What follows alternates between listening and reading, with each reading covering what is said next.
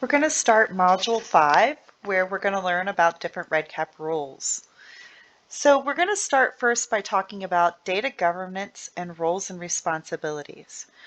Research has a whole bunch of different stakeholders that are involved in the research process. And each of these stakeholders, they require different pieces of data management parts. And so by clearly defining the different roles and responsibilities of the parties that are involved, your data is more likely to be available for use by the PI or by anyone that is reusing the data at a later time. The roles and responsibilities should be clearly defined and not assumed.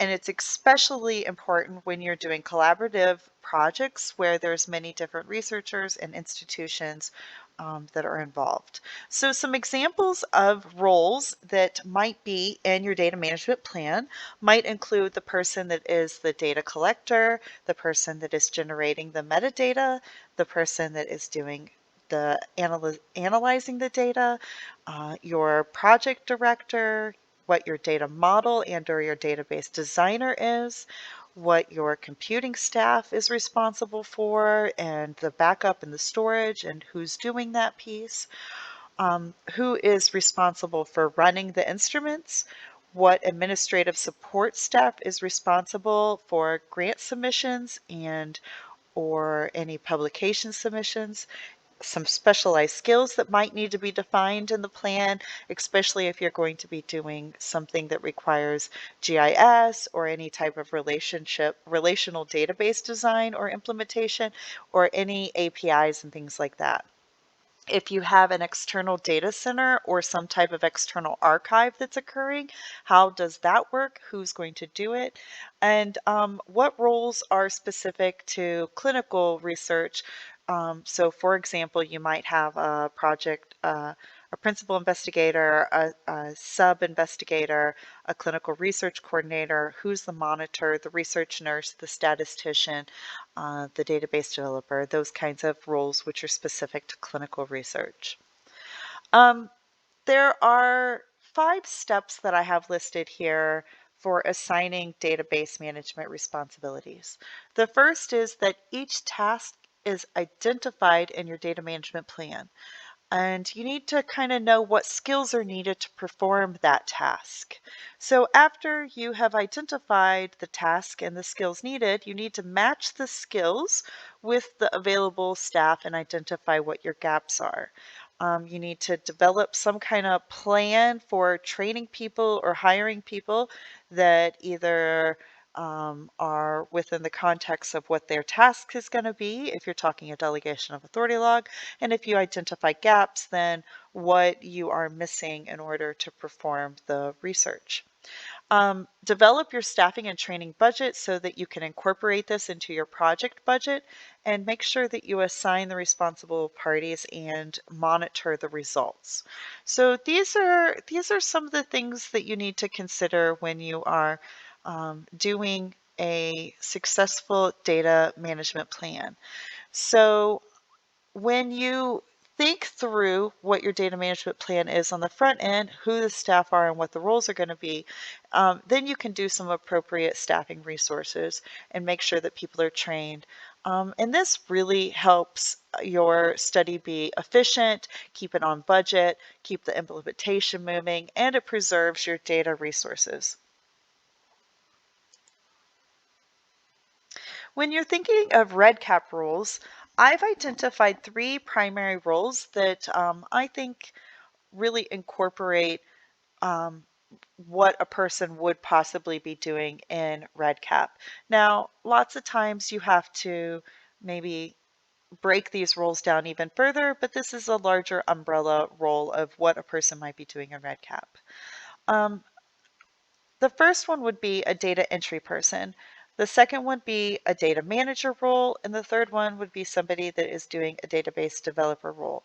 And I have an example here of how you might break down different people doing different roles. It is possible that in your study, the PI can do all 3 roles. Maybe they are a data entry person, a data manager, and a database developer. It is possible that you have a CRC that is doing just the data entry, or maybe you have a CRC that is doing the database development. So maybe you have someone that's doing both there. So here's an example of how roles you might have in a clinical trial and how they might match up with what the person needs to know how to do in REDCap. And by identifying your main roles, this is going to help you tell people what they need to be trained to do. So let's start by really looking at what the data entry role person does. This is a user that's going to enter data into your project. So they're going to be checking to ensure that there's accuracy for the data, and this person might need to be able to add edit record. They have to be able to use the data form. They need to understand the survey mode. They need to understand the record status dashboard.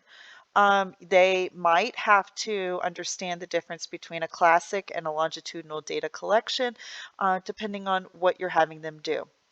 I have a link here to the training video that talks about data entry overview. This is my suggested video for people that are doing the data entry task. During this video, people will learn some of the basics that kind of follow along with this list of categories and questions that might fall into these categories. So a person might learn how to do data entry and collection, where they could be learning how to add a new record or find an existing record. They could be doing anonymous surveys where they're learning how to utilize the participant list and create a public link survey or a private link survey. They might be inviting participants where they're learning how to maybe review the automated survey invitation and make sure it's gone out or it's set up correctly, or maybe just schedule an invite privately. They could be setting up the automated survey invitation and checking how those work, and maybe looking at the logging and making sure that they went or triggered properly. They could be filling out, pre-filling out surveys, and they could be doing double data entry where more than one person is entering the same data twice, and it has to be reconciled before it goes into the actual database. You could have to do some type of data resolution workflow, especially if you're working with a monitor. The next role that a person could learn how to do would be the data manager. This person has to maintain the accuracy and integrity and security of the project. And they really need to follow whatever the data management plan is. They might be the one that's assisting in developing the data management plan, and they need to understand the study protocol very well. This user might have to use features such as the data export, the reports, the file repository. They might need to be the one that sets up the user rights, the data access groups, the data quality module, logging. If they have some programming skills, they might be a person setting up the API, and they might be doing the randomization module. Videos that I suggest, training videos for people that are doing this role, include the application overview, the calendar, the scheduling module, data access groups for multi-site projects. I also suggest they look into locking records and data resolution workflow. Most of the time, people that are doing this kind of project, I have them watch every video. But in these particular videos, they're going to learn about the data exports and stats, how to create reports, how to export data in different methods, how to import data, how to reconcile data that's being imported, how to look at the file repository and understand what the participant files might be stored as, how to set up the user rights, and how to set up data access groups. They might also have to learn about the data quality module and even creating a custom data rule. The last role, which is kind of a higher level role, would be the database developer. This person really needs to understand the ins and outs of REDCap. So they are going to be using features such as the project setup, the online designer, the database dictionary, the automated survey invitations, the survey queues, the alerts and notifications. And I recommend that this person does the introduction to instrument development, the online designer videos, the data dictionary videos, the project field types, the longitudinal projects, the designing events and longitudinal projects, and the repeatable instrument.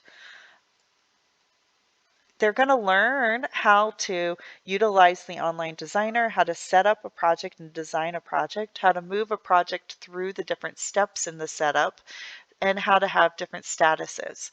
They're going to learn how to utilize the survey design mode and all the different components that might go into field types and such. They're going to learn how to set up a longitudinal project and what you need to consider when you're doing a longitudinal project. They're going to look at how to implement an instrument that is in a longitudinal project in the instrument design section, and how to activate the instrument per the specific longitudinal process that they might want to have them in.